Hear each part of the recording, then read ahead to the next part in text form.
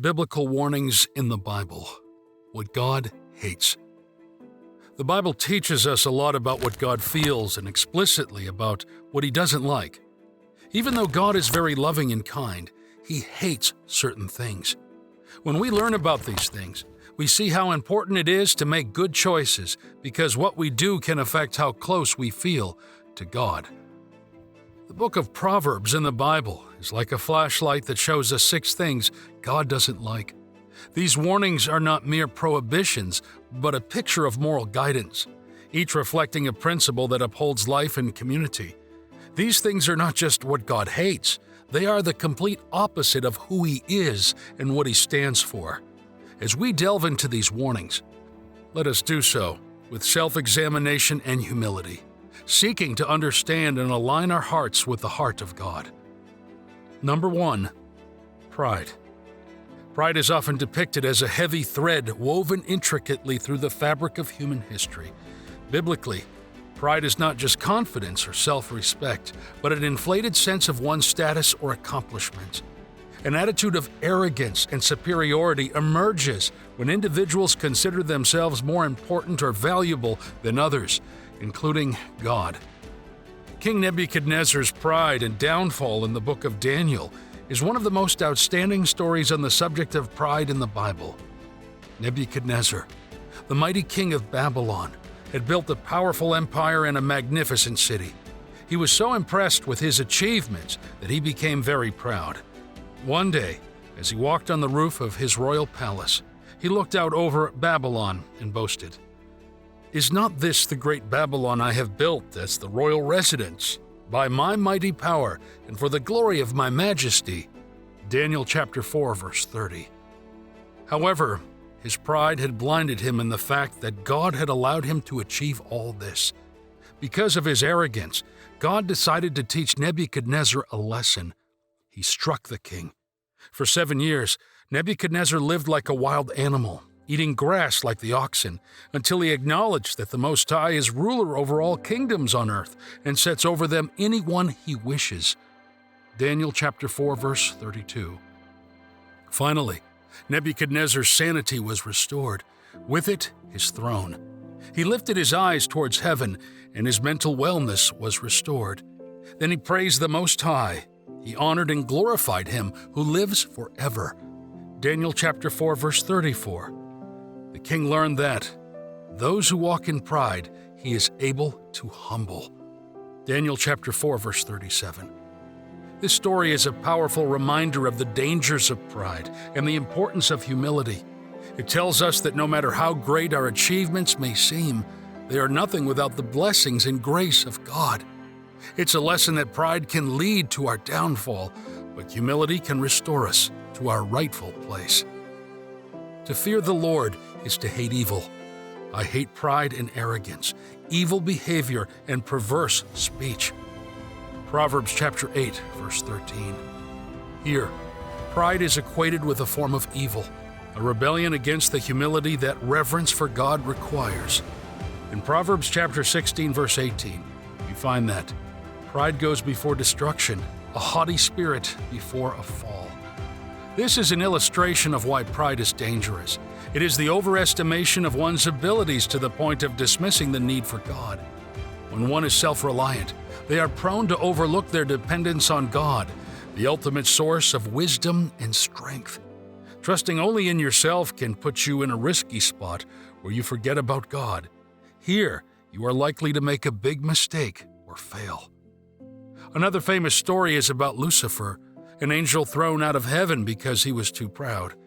The Bible, in Isaiah chapter 14, verses 12 through 15, tells us about how he fell. He thought to himself, "I will go up to heaven. I will make my throne higher than God's stars." Isaiah chapter 14, verse 13. Lucifer wanted to be as powerful as God because he was full of pride, which caused him to lose everything. The practical applications of these teachings is the embrace of humility. Humility is recognizing one's own limitations and dependence on God. It is understanding that all gifts and successes come from Him. God opposes the proud, but shows favor to the humble. James chapter 4, verse 6. Being humble doesn't mean putting yourself down. Instead, it means understanding and accepting how we are connected to God and others.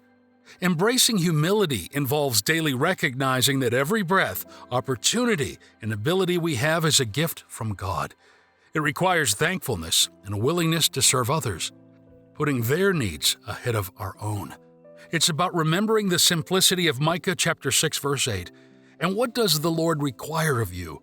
To act justly, and to love mercy, and to walk humbly with your God.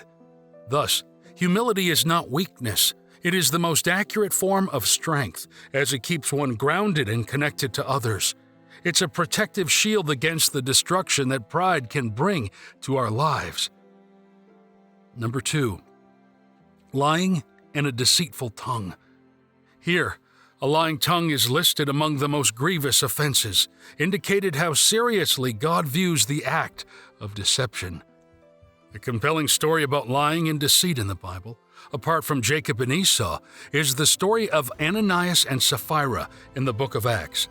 This story is found in Acts chapter 5, verses 1 through 11, and serves as a warning against dishonesty and deceit, especially in matters of faith and community. Ananias and Sapphira were members of the early Christian community. At this time, many believers were selling their possessions and giving the proceeds at the apostles' feet to distribute to anyone in need. Ananias and Sapphira decided to sell a piece of property. However, instead of contributing the total amount from the sale, they conspired to keep back part of the money for themselves while pretending to donate the entire sum. Ananias first brought some of the money and laid it at the apostles' feet. Peter, guided by the Holy Spirit, questioned Ananias about why he lied, not just to humans, but to God. In Acts chapter 5, verses 3 through 4, Peter says, Ananias, how is it that Satan has so filled your heart that you have lied to the Holy Spirit and have kept for yourself some of the money you received for the land?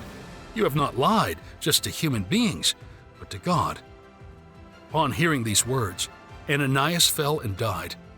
His wife Sapphira, unaware of what had happened, came in shortly after. Peter asked her about the price they got for the land, allowing her to be truthful. However, she repeated the lie. Peter then questioned why they agreed to test the Spirit of the Lord and informed her that she would share the same fate as her husband. As prophesied, she fell and died upon hearing these words. The story is a powerful lesson about the consequences of deceit, especially in a faith community. It highlights the seriousness with which God views honesty and integrity. The sudden and severe punishment of Ananias and Sapphira reminds us of the importance of being truthful and transparent in our dealings with others and God. The psalmist in Psalm 101 verse 7 declares, No one who practices deceit will dwell in my house. No one who speaks falsely will stand in my presence. This is a commitment to integrity that reflects God's own heart. The Bible frequently links honesty to God's blessing and lying to his disfavor. The consequences of lying and deception are far-reaching. A lie, no matter how small, can lead to a breakdown of trust. Trust is the cornerstone of relationships with God and each other. When trust is broken, the fabric of the community is torn, often causing irreparable damage. Lies create a false reality, leading to confusion, hurt, and division within communities and individual relationships. So, what is the practical application for us today? A commitment to truth. This commitment must go beyond simply not lying. It involves living in such a way that our actions, our speech, and even our silence convey truth. Ephesians chapter 4 verse 25 exhorts believers. Therefore, each of you must put off falsehood and speak truthfully to your neighbor, for we are all members of one body. This acknowledges the communal aspect of truth. Our honesty strengthens the whole, just as our deceit weakens it. To commit to truth is to save to a way of life that reflects the character of God and builds a robust and trustworthy community. It is to recognize that each word we speak and each action we take is a building block in constructing a life that honors God and serves others. It is a daily choice, a moment-by-moment decision to be people of integrity. Living in truth is not always easy. It can be costly. It may mean admitting faults, conceding advantage, and facing consequences.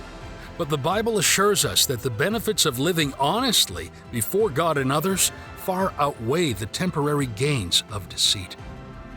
The Lord detests lying lips, but He delights in people who are trustworthy. Proverbs chapter 12, verse 22.